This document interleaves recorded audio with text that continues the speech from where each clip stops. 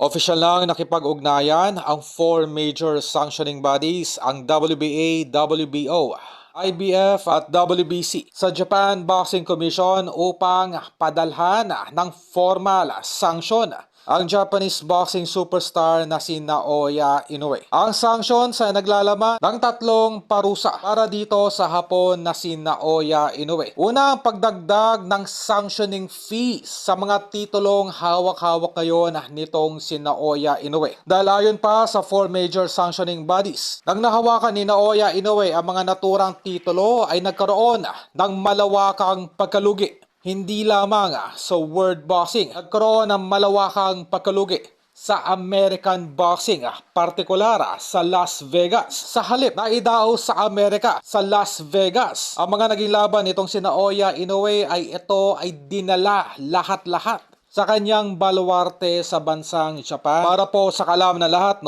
tuwing ang isang kampiyon ay may laban sa Las Vegas, doon po dumadayo ang mga turista. Kung bagay, buhay na buhay po ang Las Vegas tuwing may mga boxing superstar na lumalaban sa naturang lugar. Ang magandang example dito, itong ating kababayang si Manny Pacquiao. Kaya fully book po ang mga hotel sa Las Vegas tuwing ito ay may laban sa naturang lugar. Kumbaga, ang supposedly revenue ng Las Vegas napunta po lahat-lahat sa bansang Japan sa baluarte nitong si Inoue. Dahil ang lahat po ng kanyang mga mega fights ay kanya pong pilit na dinadala sa kanyang baluarte sa Japan. Kumbaga, ipapatawan po ng sanction o karagdagang tax sa mga naturang titulo ang nasabing Hapon na si Inoue. Kung ito ay hindi tutugon, ay mataas ang tsansa na ito ay bawin na ng mga naturang sanctioning bodies na illegal ang ginagawa nitong si Naoya Inoue na pilit dinadala ang kanyang lahat ng mga naging laban sa kanilang baluarte sa Japan.